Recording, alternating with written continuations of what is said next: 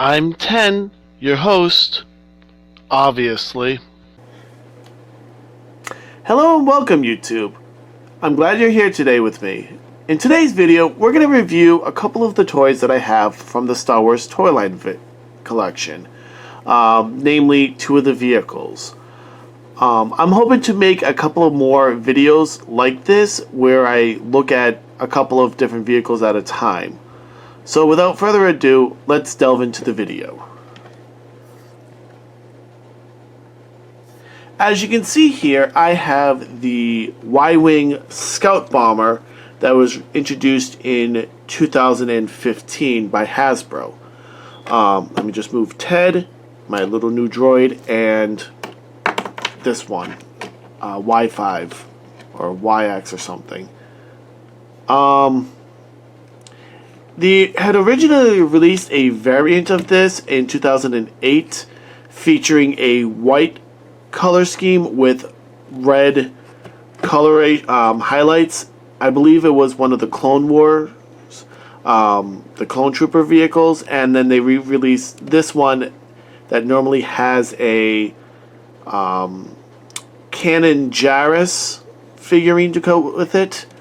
As you can see, it's a pretty small ship, about the length of my hand and about half the length wide. Not a bad toy. It's got a few little features to it that makes it quite exciting. As you can see, it's got two lasers in the front. These swivel. You can also take them off. You got a pair of lasers in the back. These are on a 180 track to cover the rear arc of the ship, which is very important, especially if you're in a dogfight. That's where enemies like to pounce on you, and your shields are usually the weakest. You do have the droid cockpit here. This is where you can replace your droid with a different type of droid. I have here a C110P, also known as Chopper from Rebels. If you're going to replace it with a larger astromech droid, in this case the R5 unit I have here, you're going to need to come to the back. There's a panel that comes off, and if you can see, there is a shelf unit here that gives some extra height. You can simply remove it.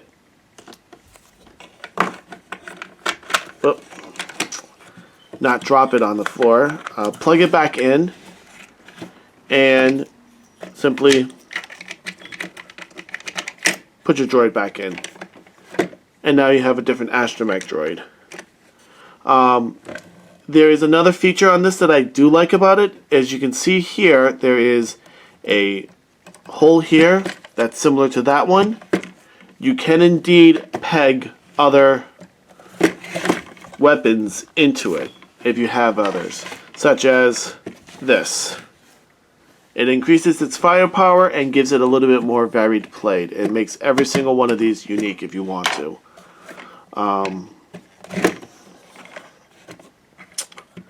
The canopy flips forward, revealing the pilot. It can fit almost any 3 3/4 inch Star Wars figure. I have Porkins in here. Unfortunately, he doesn't fit in any of my other cockpits for now, so I have him as the Scout Bomber pilot. The last feature is the two engines do pop up. They also move downwards in a full circle. And you can see that there's two bombs hidden underneath it. They pop out with the push of a button. See? Overall, though, I like the ship. I would give it a 7.5 on a scale of 10. My biggest issue is if you buy them online, you sometimes are missing some of the key components, such as the cockpit canopy, the lasers, and the missiles. I don't mind not having the figurine. I have plenty of figurines and plenty of pilots to fly the ship, and I have plenty of droids to fit into the socket. What I like about it is it's a pretty solid piece of plastic. I'm not afraid to let my 5-year-old son play with it. If he drops it, it's not going to break anytime soon. I just have to make sure I keep track of where the missiles and all the parts that can fall off go. Overall, though, I think the ship is very aesthetically pleasing. It's got quite a good amount of playability with it, and it's got some good features with the other weapon points here. As I said, I would rate it a 7.5 out of 10 on the 10 scale. The other ship I wanted to show you is the BTL Y-Wing that I have here. As you can see, one of the flaws already of this ship is the landing gear here is a bit broken. Other than that, I don't really have much to complain about the ship. It is remarkable looking. I actually like the amount of detail they have on this. You can see all the individual engine parts and the mechanical parts that they have here. The one thing I did have to do on this ship, when I got it, it was literally just the fuselage, so it was just this component without the engine struts and the cockpit and the laser gun up here. Well, ion cannon, sorry, not laser gun. So I had to go ahead and purchase those separately. I actually had to get some 3D print variants of the engine struts and the ion cannon because I couldn't find any of the real pieces in time for this video. At least none of them came yet. As I get more pieces, I will replace them with the actual pieces. I did so with the cockpit. Now, funny thing about this cockpit canopy, by the way, it opens sideways, unlike the bomber. This is from the original toy, the 1983 version that you got after Return of the Jedi was made. So this is an actual vintage cockpit. It's not the one that comes with this. This is the 2011 exclusive Toys R Us release that you got. It came with a pilot and a droid.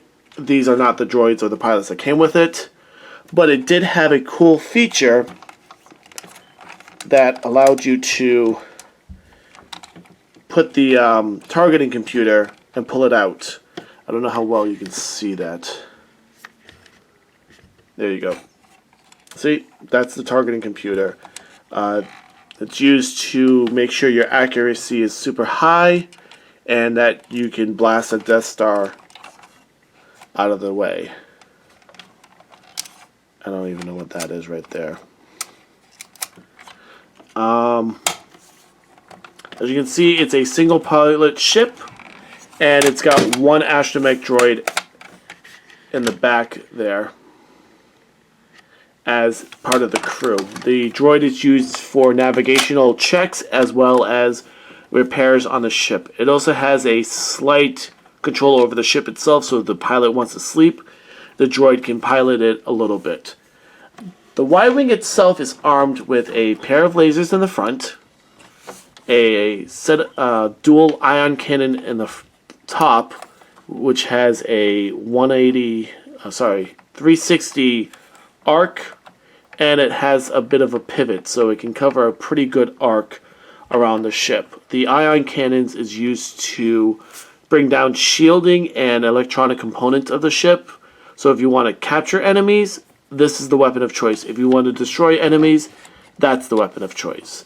The ship also features a set of torpedo launchers here that each house a rack of 8, so it can hold up to 16 torpedoes. Another feature is, if you see this button here, there is a hard point here in which you can attach a bomb and drop it. It can hold various types of missiles, cluster bombs, and all that. The Y-Wing itself is considered a light bomber, but it's good at what it does. This lever up here allows you to retract and put out the landing gear. And the other landing gear is just a flip out. Overall though, like I said, I really, really like this ship. My issue is the landing gear sometimes breaks, as you can see, and the components to make the ship whole are hard to get. The only other issue I can think of is the droid isn't always secured. As you can see, I kind of have to finagle it to make it fully stick in there. So when you play with it, it sometimes does that, but sometimes it doesn't.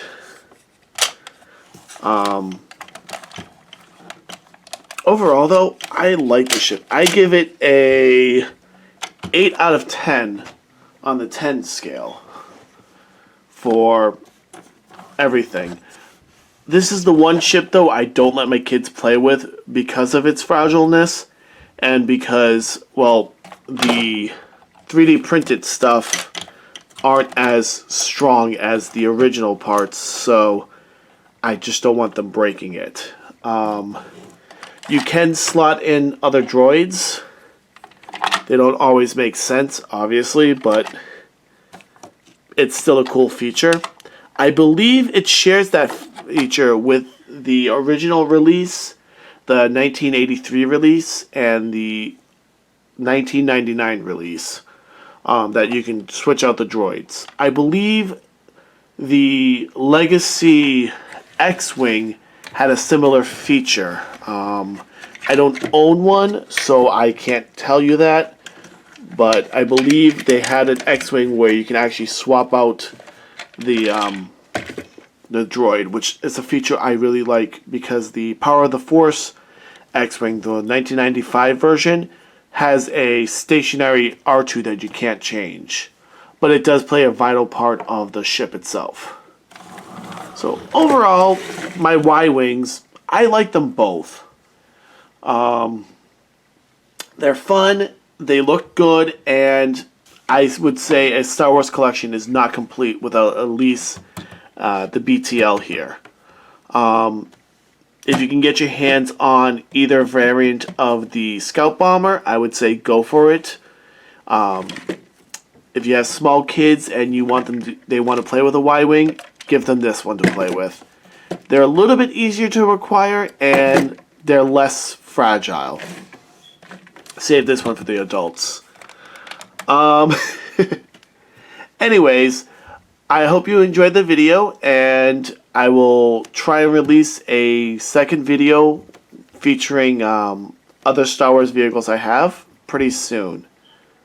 Have a great day, YouTube.